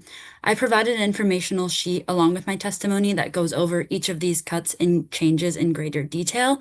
And I know this is a lot of information to process, so this is why I'm going to repeat some of the information that I shared last time when I spoke with you all. And also, once again, I'm going to strongly encourage committees to hold hearings this fall to gain a deeper understanding of these policy changes and how they will impact Vermont ahead of the 2026 session. But briefly, here's a timeline of the most significant changes and their impacts. So on October 1st of 2025, Refugees, asylees, and other immigrant groups will be barred from accessing SNAP. This will impact as many as 1,600 current participants. Also on October 1st, work reporting requirements will apply to many previously exempt groups. These reporting requirements are simply paperwork burdens meant to remove folks from benefits and will put about 7,700 Vermonters at risk of losing their SNAP benefits. On October 1st of 2026, the federal government will reduce the administrative funding provided to states to operate SNAP by 50%. This will cost the state of Vermont an additional $8.4 million in administrative costs, which will need to be allocated in the state fiscal year 2027 budget. On October 1st of 2027, states with payment error rates of 6% or higher will, for the first time in the program's history, have to pay a percentage of benefits in addition to paying 75% of the program's administrative costs. Now, Vermont's payment error rate is currently below this threshold, but we must keep it that way. Otherwise, this could cost the state between $7 million to $22 million annually, starting in state fiscal year 2028. And the only way we preserve Vermont's low payment error rate is to continue to robustly fund SNAP's administrative costs, including call center staff and community-based program outreach efforts. Now, our immediate recommendations are to provide the best possible outcomes in Vermont, and they are threefold. First is to maximize federal funding. We do this in two ways. First, we must ensure that at least $8.4 million is appropriated in the state fiscal year 27 to cover the additional SNAP administrative costs so that the state continues to do the great work they're doing and preserve this low payment error rate. Second, we need to prioritize pushing ahead with the integrated eligibility and enrollment project in state fiscal year 27 while we still have access to that 50% federal match for administrative costs. Modernizing our technology is key to ensuring that our payment error rate stays low and that everyone eligible to access SNAP can still continue to do so and continue to maximize this federal funding to meet people's basic needs. Second, we must provide concrete supports for people who cannot access federal programs. And one way we can do this is to immediately provide partial funding to Bridges to Health, a health outreach program under UVM Extension, whose mission is to address gaps in healthcare and other social services for immigrant families, a mission that is even more important than ever as humanitarian immigrants lose access to both SNAP and Medicaid in a few short weeks. We're working to find the best path forward to provide basic needs supports for these folks, and Bridges to Health is currently doing just that effectively and efficiently. They will close in January without this immediate funding. Third, we must raise state revenue. And so what's absolutely critical here is that we don't fall into the trap of pitting vital programs against each other. The question should not be, for example, whether we fund housing programs or food access programs. The question should be, how can we raise state revenue to weather these uncertain times and center the collective care of everyone in our state? We ask you to explore options to raise revenue, including the Fair Share for Vermont campaign, which calls on the state to implement a high income tax surcharge on the top 1% of earners in Vermont, which would raise $74 million annually. Our federal government is backing away from our state and our people. During times like these, we need the state of Vermont to step into leadership for meeting people's most basic needs for food, medical care, and shelter so that our collective action will be successful. Thank you so much for the time. Thank you so much, Autumn. Next up, we have Nicole Miller and then Carissa Burnell. Good afternoon. My name is Nicole Miller, and I'm the Executive Director of Vermont After School, a statewide nonprofit dedicated to strengthening and expanding access to after-school programs, empowering youth, and transforming communities so that all Vermont youth are active, engaged, connected, and heard. As the lead organization in Vermont for out-of-school time programs, we provide a wide range of professional development and career pathways, support for startup programs, and ongoing high-quality program improvement. We also provide resources and technical assistance to amplify youth voice across a variety of settings in after-school and other out-of-school time programs and spaces within communities through the Vermont Youth Project as a way to support upstream primary prevention, and at the state level through the Vermont State Youth Council. We work primarily with after-school and summer program professionals and directly with youth through the State Youth Council and other youth empowerment projects. Much of this work is federally funded through state agencies. This summer, we witnessed the fragility of Vermont's after-school and summer program landscape when the federal administration withheld $6.5 million for the 21st Century Community Learning Centers, a key part of Vermont's after-school and summer program landscape, serving nearly 11,000 youth across 94 individual program locations. We heard from hundreds of Vermonters about their concerns for these funds being withheld as they provide safe spaces, engaging programs, supportive adults, access to food, and many other services. And importantly, for Vermont's caregivers and workforce, a peace of mind, ultimately benefiting Vermont's economy during non-school hours when many caregivers are still at work. These funds also support our work here at Vermont After School in partnership with the Agency of Education to support those programs. Thankfully, these funds were restored on July 18th, but they illustrate our concern. Here in Vermont, we have 4 core funding sources for after-school and summer programs. The 21C funds I've just been talking about, the Child Care Development Block Grant, in which 43% of all children served through subsidy in Vermont are school age. Act 76 funds, our transformational child care law expanding access and eligibility. And Act 78 funds, dedicated to expanding after-school and summer programs, especially in underserved areas of the state. Without any one of these funding sources, we would lose significant capacity within the system, which already does not yet ensure that every child or youth who wants or needs to attend a program can do so. Recent data from the After School Alliance shows that 9 in 10 voters agree that after-school programs are an absolute necessity for communities. 91% of voters agree that after-school programs give parents peace of mind that their children are safe and supervised. 89% agree that they prevent risky behaviors and exposure to negative influences in person and online. And 89% agree that after-school programs strengthen the economy. The White House has proposed that the 21C funds for FY20 be essentially eliminated, in the upcoming fiscal year. And even if approved, we know the administration may again try to disrupt the funds as they did this summer and the essential services they provide. For now, the child care funding and the Child Care Development Block Grant has been left alone, but we continue to monitor that closely as well. Additionally, many other federal funds impact these after-school and out-of-school time spaces, including SNAP, Medicaid, funding for libraries, and AmeriCorps, to name a few. As Autumn was just saying, Vermont's Universal School Meals program has also helped to close the meal gap for after-school and over the summer. More programs than ever are qualifying for these federal funds and are able to provide quality nutrition to kids outside the school day. However, the threats to the 21C funding, SNAP, and Medicaid could compromise the availability of these essential meals and snacks, which are crucial to ensuring child food security and preventing learning loss. Now is the time to plan for this impact on children and youth, caregivers, and Vermont's workforce. While we understand Vermont may not be able to replace the critical 21C or Child Care Development Block Grant funding, I urge you at a minimum to protect the investments made in Act 76 and Act 78 and fully fund those. Thank you so much for your time and the opportunity to speak with you today. Thank you very much, Nicole.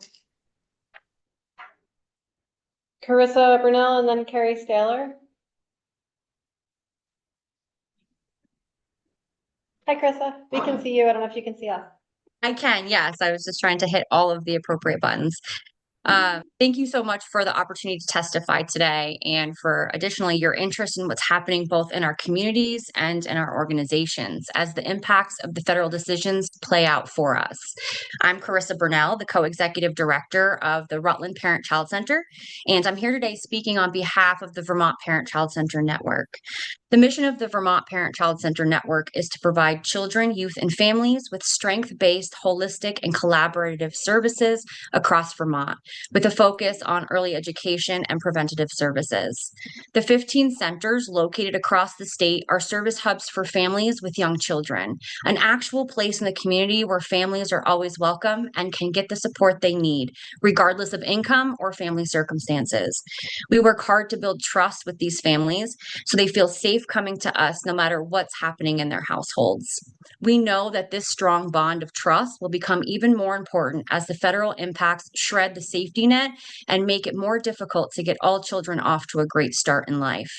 The work that parent-child centers do is not just informational. We get to know the families we serve so we can understand their needs. We are seeing economic strain on some families already, as well as emotional impacts, as they worry about what all the changes will mean for their households. Like many Vermonters, myself included, we're just one or two financial setbacks away from a crisis. That is why we need PCCs to support basic family stability. Housing, heat, food, and transportation should not be luxuries for Vermont families. In Rutland alone, we have seen an increased need for concrete supports because, as we know, not all Vermont families are making a livable wage. All summer, directors from the 15 PCCs have been meeting with a clear purpose to prepare for what we see as the coming struggles facing Vermont families. We've been sharing what we're witnessing in our communities and asking hard questions about how we can act now and how, with the support of the state, PCCs can be a key part to the solution. We believe the best way we can help is to focus on two key areas. One, by making sure that every family we serve that is eligible for benefit programs receives them, and those already connected stay on programs they are eligible for, especially Three Squares Vermont and Medicaid. Gaps in coverage of these programs result in losses to PCCs and other providers of federal Medicaid dollars. This also leaves PCCs vulnerable to an increased need in our food pantries, which we cannot sustain.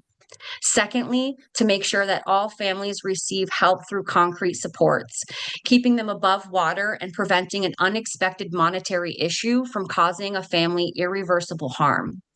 The services PCCs provide are grounded in research that builds resilience, self-sufficiency, mutual support, and responsive parenting that enables families to deal with adversity and thereby improve long-term outcomes for their children. If families don't know that help is available, they can't access it. Services and supports need to be visible, accessible, culturally appropriate, and designed to destigmatize. Parent-child centers make sure that supports are brought into each community and are timely and accessible.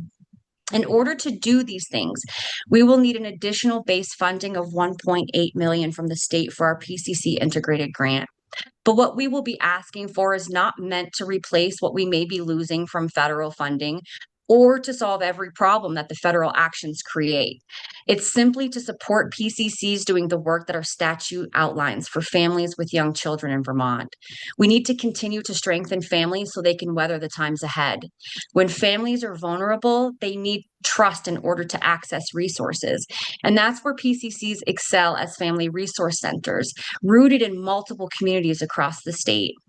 We at the Vermont Parent-Child Center Network really appreciate the Joint Fiscal Committee's attention to what's happening for people and organizations as the federal impacts are realized here in Vermont.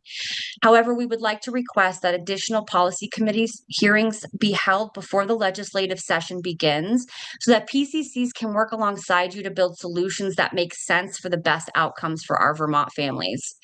Our families feel like they are being left behind by the federal government, or even worse, they are afraid because of the actions of the federal government. They need the state of Vermont to step up at this time and make sure that the services and supports they need are there, and PCCs are the key provider of those services and supports. Thank you again for the opportunity to testify. I greatly appreciate it, and for your concern for what Vermont families are facing. Thanks, Crystal. We have Carrie and then Amy Schellenberger. Can you see me? I can see you and hear you, both things. Excellent. Somehow you all have disappeared, but I'm just going to roll ahead. Thank you. Good afternoon, committee members. My name is Carrie Staylor. I live in Linden and I work for Vermont Food Bank. I just want to thank you for offering this time today to share about the impacts of federal policy changes. As Vermont's only food bank, we partner with a network of more than 300 community organizations statewide to function as the supplemental safety net for food access for about 70,000 people per month. This work is also deeply impacted by public policy, and we believe that the state can make policy choices that will ensure the food security of everyone who lives in Vermont. I'm going to talk about these federal impacts on 3 levels. First, to our organization, second, to our partner community food access organizations, 2 of who you've heard from today, and third, on the individual household level. First, Vermont Food Bank has already experienced federal cuts. Last time I shared about reduced USDA TFAP food. While we secured tariff exemptions for our weekly produce from Canada, other imported foods like soup are still impacted. and the prices of domestic and imported food are rising due to tariffs and inflation, stretching our limited food purchasing budget. We are also affected by the end of SNAP Ed funding, which supported our VT Fresh program. That funding ends on 10/1, and we are already making adjustments. These federal changes, as you've heard from the PCCs and Capstone, impact our partner organizations. These independent nonprofit organizations rely on multiple funding streams. Some of them, like PCCs and CAP agencies, receive federal funds, and those funds help them host a food shelf. We also know that our healthcare partners are only able to provide food access support if they have the funding to do so. This web is only as strong as the network that can deliver those services. There are few direct funding sources for food access, so organizations are increasingly making difficult decisions. Some partners have already had to limit hours, limit how frequently people can shop, or have had to close their doors. Without these community partners, we cannot get food to people where they need it. 5 minutes is not enough to cover this. I encourage you to hold additional hearings to understand these complex impacts. For individual households, the household impact of federal changes is really the most challenging to keep track of because household needs differ and how households meet those needs differ. Still, we know about 65,000 households in Vermont are on 3 Squares Vermont. It brought in $155 million in federal funds last year. That's about $12 million per month that flows through local grocery and food retailers into the Vermont economy. For every one meal that Vermont Food Bank provides, SNAP or 3 Squares here provides 9 meals. That is a 9-fold impact on changes to direct household federal food assistance. SNAP eligibility is also linked to eligibility for other programs, making SNAP even more essential. And while food prices are still volatile, people who do not have enough money to purchase food cannot count on predictable food prices or on food prices getting lower, making supplemental support necessary. I know Hunger Free has already shared details about SNAP changes, but I cannot underestimate the impact to individual food security from changes to federal food and healthcare policy. Our recommendations to you today are to prioritize support for neighbors across Vermont by holding additional committee hearings this fall about federal food and healthcare policy changes to be ready on day 1 of the 2026 session. 2 is to maximize federal funding by ensuring that additional SNAP administrative costs are appropriated in the FY27 budget, as Autumn mentioned, about $8.4 million, and continuing to appropriate funds that match federal investments, particularly in efforts that directly impact household budgets. We would also ask you provide support for people who cannot access federal programs. This includes continuing to fund Vermont Food Bank in our work with an appropriation of $5 million in FY27, allowing continued support for our partner organizations' work in the face of higher need, and for all of us to continue to help neighbors put food on the table. We also ask that you prioritize programs like Meals on Wheels and Bridges to Health, programs that bring food directly to people. Bridges to Health is that UVM extension program that provides food to immigrant families. They do that through a number of our network partner agencies. Without funding, that program will end in January. We also ask that you continue to prioritize the needs of Vermonters facing food insecurity. This means that when there are difficult moments that feel like either or choices for one critical program or another, we have to find both and solutions. Thank you again for your time today. We really appreciate your attention outside of the session to these really important matters for folks in Vermont. Thank you, Carrie. We have Amy and then Stony and then Maddie. And I sort of thought that maybe a couple people wouldn't take their full time and no one has. And so if anyone who's left would like to not take their full time, that would be so appreciated. Though I told you you could have your full time. We have 5 minutes. I know, left. Amy. She's got a time in a second. I'm sure she does, as did everyone else, and I appreciated that so much. Hi. Hi. I am Amy Schallenberger and I live in Barry. My consulting firm is Action Circles, and you have heard from several of our clients today. Thank you for making this time and for listening to the concerns we are collectively bringing to you. I am here today to talk about 2 things that we are hearing from multiple community providers. I want to flag them as major concerns and to encourage you to have deeper conversation with appropriate stakeholders to more thoroughly understand these issues and the ways we can work together to achieve the best outcomes for the people of Vermont. First, providers are seeing an uptick in the need for what is often called concrete supports. Providers are getting more requests for concrete supports, like help with buying a pair of work boots to start or keep a job, or getting a car fixed so they can continue to work, for instance. Concrete supports are a good investment because often the household needs this very temporary support to keep themselves out of financial distress. Concrete supports can also help to prevent homelessness or child neglect and abuse. This help for people can prevent much more expensive situations for people and also for our state. I can speak here from personal experience. When my son was young, we lived well below the poverty line. I remember a specific situation where my car needed a repair. My car was critical to our livelihood as I was a full-time college student and also had 4 part-time jobs. At the time, I didn't even know about community action agencies or parent-child centers. I didn't tell anyone I needed help. However, just as I was at my wit's end, I went home one day and tucked under my apartment door was an envelope with $300 in it and a typed note that said, "You're doing great." To this day, I have no idea who put that envelope there, but it literally saved our little family from disaster. That event was 30 years ago, but I still think of it as a game-changing moment. Community providers have always raised philanthropic funds to supplement federal funding that is available for concrete supports. The federal funding has never been enough. Now the need is increasing. Philanthropic funding is getting harder to raise, and although federal funding is not currently cut, some of it is in question. You will be hearing requests for state help with concrete supports, and I urge you to consider these requests seriously. These investments can prevent dire circumstances for our families, children, older Vermonters, people with disabilities, and other vulnerable folks. They can also prevent the need for more expensive interventions for these same people.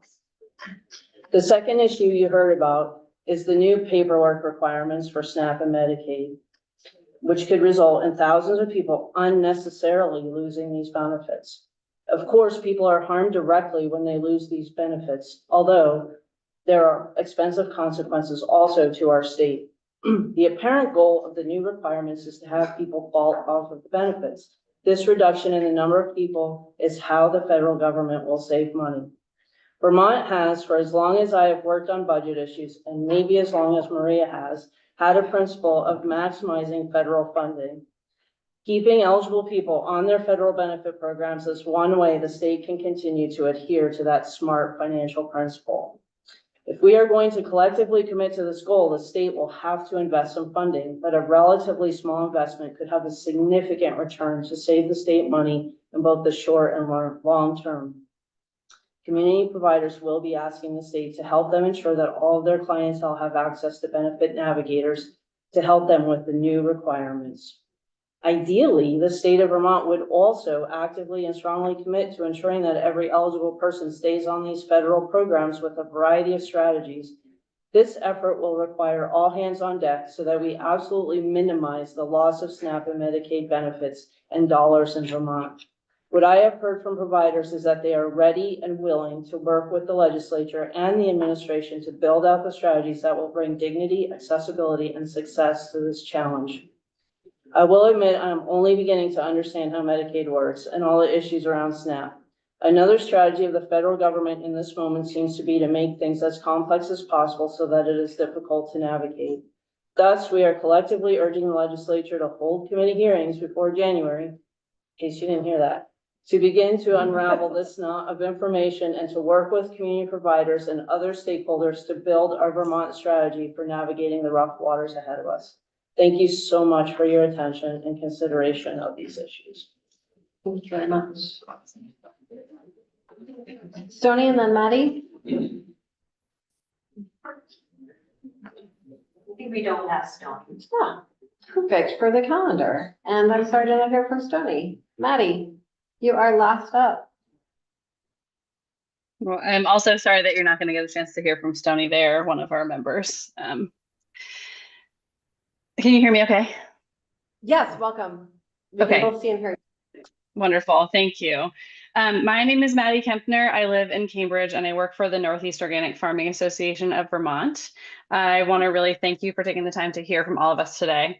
NOFA Vermont has just over 2,400 members statewide. We are farmers, farm workers, and Vermonters working together to grow a healthier and more just food and farming system. Policy and funding decisions being made at the federal level right now are already impacting our community in myriad ways, threatening healthcare access, cutting off critical support services for farmers and farm workers, and reducing food security. Two of the most immediate impacts facing the farming community that I wanted to speak to today are related to healthcare. As we shared during this committee's last meeting in July, the Bridges to Health program will be forced to shut down in January without immediate funding. Bridges to Health provides essential support to immigrant families and children in accessing medical care and other concrete supports like food. Immigrant and refugee families in our state have already been targeted by vastly increased ICE and Border Patrol budgets and activity and will be impacted first and worst by upcoming federal changes to eligibility for SNAP and Medicaid starting on October 1st and January 1st, respectively. Bridges to Health is a trusted resource providing critical supports to immigrant families in all corners of the state, and their work directly serves the farming community. Over a 3-year period from March 2022 through March 2025, Bridges to Health supported 1,156 farm workers and their family members to access needed services. These individuals work on 183 different farms, including 160 dairy farms across all 14 counties. The potential closure of this essential program is an immediate crisis the state can solve with a relatively small amount of funding in the short term, and we urge you to do so. Farmers and farm workers will also be directly impacted by the expiration of the advanced premium tax credit at the end of this year. These tax credits provided through the Affordable Care Act have substantially reduced health insurance premiums for thousands of Vermonters. In 2024, over 26,000 Vermonters receiving these tax credits saved an average of $703 per month on their healthcare premiums. Right now, these subsidies are the only way that thousands of farmers and other self-employed people are able to afford the extremely high health insurance premiums in Vermont. Currently on Vermont's health insurance marketplace, the lowest cost policy is almost $900 per month per person. These low cost premium policies have $6,000 to $8,000 deductibles. Policies with smaller deductibles cost significantly more. Many farmers and self-employed Vermonters will not be able to afford even the lowest premiums without the subsidy and will choose to forgo insurance. Many other Vermont farmers who don't purchase health insurance on the exchange get health coverage through Green Mountain Care, and we are deeply concerned about the upcoming cuts to Medicaid that will significantly impact the farming community as well. Farming can be incredibly rewarding work, but can also be incredibly dangerous work. Farmers take on great risks themselves financially, physically, and mentally in order to keep our communities fed. The state has an interest in ensuring that they and many other workers providing essential services can afford to access healthcare in the face of these federal cuts. Already this year, Vermont's farmers have lost the expertise of over 80 local USDA staff whose work supports our agricultural economy in myriad ways. Since January, Vermont has lost 26% of its USDA employees who provide essential services to farmers, from loans to conservation technical assistance to critical research to nutrition services. In late July, USDA announced plans to move up to half its DC-based staff to 5 hubs around the country without meaningful public input, threatening the further loss of institutional knowledge and expertise on which our farmers rely. Finally, you're aware and have heard from some of our partners today about the impact of changes to SNAP eligibility and cost shifting to states. We know that these cuts will also harm farmers directly when SNAP users have fewer dollars to spend at farmers markets and farm stands around the state. Our farmer members care deeply about all people having access to local and organic food, and many are already thinking about ways they can step up to help meet neighbors' needs, even as they face their own very real set of challenges, from the ongoing drought in our state and region to the loss of healthcare and significant losses in our local USDA offices. We encourage you, as others have, to hold additional hearings this fall to better understand the impacts of federal funding and policy changes and how they will impact Vermonters in often overlapping ways. NOFA often uses the expression, "may all be fed" in our work. And in that spirit, we are all called upon more than ever to make sure everyone has the food they need and want. And we are committed to working together with you toward that vision that so many Vermonters share. Again, thank you so much for your time and attention and for your important work. Thank you very much, Maddie. And I believe the House Agriculture Committee has a hearing scheduled or will shortly. Okay, thank you. Last but not least, we have our incredible Joint Fiscal Office Director to give us her usual report, which is usually rushed. It's been a long day. First, like, We know have the fiscal office. I'm going to just talk about a few things that are in the fiscal officer's report. There's a revenue update that you can read and hear about. some updates on what we're working on. I want to let you know that we are interviewing, we have gone through the first round of interviews for Maria's position, and we have good candidates. So we'll be moving through that and hope to hire somebody soon on that. I think you all have met Autumn, who's over there, Autumn Crabtree, but she is going to be staffing joint fiscal committee. So you look for emails from her. And I know, I think the staff have changed our email. The end of our email hasn't changed. We've gone to vtleg.gov. I don't think you all are, but it may end up in spam, like check your spam in case, you aren't seeing emails. I think that we've had some problems with other agencies where it's gone. I think the plan is to move the General Assembly in a year. To what is it gonna move? vtleg.gov. Not US. No, it's shorter. Oh, I know it's short. But the gov is also, is only for government. You can talk to Kevin about it. I'm not gonna. So it's our name, not our initial. Oh, right, it's our full name. So it's Catherine.Benham@vtleg. The other email's lasting for 3 years, so it should work. I think you had IS instead of US when you sent me that one. It was, so it should have. Which I copied from somebody else's email. Uh-oh, there we go. So both emails should work, but I'm just saying when we send one out, it's gonna come from the new email. And so just look for that. It looks different and anyway. Just budget council, not budget. Mine switched over because I asked to switch it over. I think it's special. I got excited about having a shorter email address. It's annoying how many letters it is. I will let IT, I'm not gonna speak for them. I'll let you take it up with them. Someone sent an email to the old address. I can still get it for 3 years. So you can even. You can't use that. I'll be watching. Okay, what else do you What do they want want to to change? I wanted to give you an update on Tom Cavett. So Tom Cavett is bringing on, he has a senior economist named Daniel Lee, who's a professor of economics and data science, I think it is, at Plymouth in New Hampshire, and Plymouth State, New Hampshire. And he is bringing him on. Tom is going to slowly transition to being more of an advisor, and Daniel is going to take on more of the forecasting. Tom will be, I think, doing the next round, but Daniel will be shadowing him, and you will see more of Daniel in that role. And it's under Cavett Rockler and Associates is contract, so that fits under that. And we met Daniel. He seems great. He seems interested. He's engaged with data, and I think this is great. It's a great transit. It's an opportunity to have a good, smooth transition because of all the thinking that goes on. Is it not time then to cast the net a little wider? We did it last year. Okay. We did an RFP. Okay. And how many years is the contract? It's 4 years for the contract with a potential 5th year. We can also cancel at any time if things don't work. They can cancel, we can cancel. There's an out clause in all the contracts. So, Okay. I think this is probably I view this transition as a great idea because it will allow somebody to work with Tom and the data, thinking all the discussions, all the thinking. He has a lot of historic knowledge that will be, I think, useful to transition to somebody else as well. The webpage, we are working on updating the design of our webpage. This is not something that's going to happen until next summer, fall, but we're working on the design now, so the work can be done during this session. So we are going to have a survey and we're going to send it to you all, and we welcome your input. And I can't promise that we're going to be able to do everything that everybody wants, but we're really looking for good ideas about how to make it more accessible and more informative. I would love if you could do focus groups or something with people who are not in this room, because I can find things perfectly fine on your website, but I find that I often am seen as like the person who can tell people things that are with maybe a little more ability to navigate the JFO website. It would not be necessarily, I would not need to gatekeep such information for people. Good to know. Yeah. Yes, we I don't will. know if that happens to you all. Our plan is to put it on the banner and we can send it to all just members. I don't know that everybody will respond. I think maybe some targeted outreach to just very random people. Okay, and if you have, if some of the random, if you have a particular name, let me know. But I'll happily do that. And I think we're thinking maybe some lobbyists also, people who just use it. And so if you have specific ideas, let me know.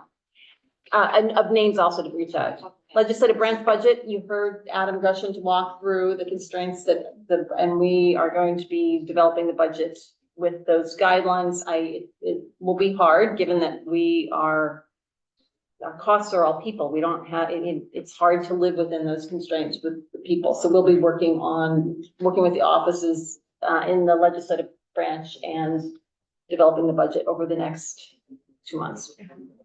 And then finally, we mentioned, I have some dates listed at the very end. You have a tentative date for October 16th for JFC. Remember we held some tentative dates in case of. I'm gonna ask people to hold that. If we wind up with a government shutdown, then we might want to meet. I really, really don't want to meet. It's my birthday. So I promise you, I will do everything I can to not meet. But I'd appreciate if people could hold it. Otherwise, cupcakes might be necessary. Hold the Whether 16th. Birthday party or No. the, yeah, right. Elk card was that morning, I'm not sure. That might be. But we are meeting the The 13th. November November is 13th. our normal 13th. November 13th is Our normal it's regularly scheduled. And then on December 3rd, we're planning the all-member briefing, and we were also tentatively holding time after the all-member briefing if JFC needed to meet. December December 3rd. So the all-member briefing, I don't know, starts at 9:30 or 10 usually, and then it goes till 3, I think, 2:33. early. And so, that will be sent out to all members. Have you received anything about that yet? I don't know if Connor sent something. Oh, I like yeah, hold the I date, will- but you probably should. I will let Connor and Ashley know about that, remind them about sending that out. And that, I think is all I have. Revenues up. Thank you. Can I ask just a quick question? Yeah. So, you used to call it Benedict's Cliff, I prefer to call it Benedict's Slope chart. And I know that, sorry, her name just went out. Deb Wright. Thank you. We could work on that, and I'm feeling it to be really critical to have an update of that based on what we know right now, so that in 3 years' time, we can do it again and assess potential changes. And because there have been a lot of changes between the last time it was updated and now. And I know it's a big undertaking, but I just feel it's really critical, and I don't know, I don't know if there's a way to figure out how to do that. Sure, and thank you for bringing that up, because you did raise that question, and we talked to Deb, and I also talked to Joyce, and I should go back and look at my notes, but Joyce Manchester. It is a big lift of work. It's a lot of work, and one thought is to hire somebody every 3 to 5 years and have them do it. Deb was fantastic, because she knew all the ins and outs of a lot of things already in state government. So I can develop an estimate of what we think it might cost and see if there are people, depending on how many hours you could, I don't know if you know of anybody specifically who. I don't. I just. Let's talk about it over the next month. And figure Exactly, something I out. just know it's a need. Okay, that's fair. And I think we could figure that out. And, we do a 10-year tax report. We do it every 10 years. So we could do something, we could do this every 3 to 5 years if you want. I just think it's gonna be important for us to assess, to have factual information about assessing impact, at a global level. Both the things that we've done in the last 5 years, or whenever it was last updated, and the things that may be coming down the pike in the next 5 years. So, thank you. Sure. Thank you. And thank you everyone for a great meeting. Thank you. Sure. And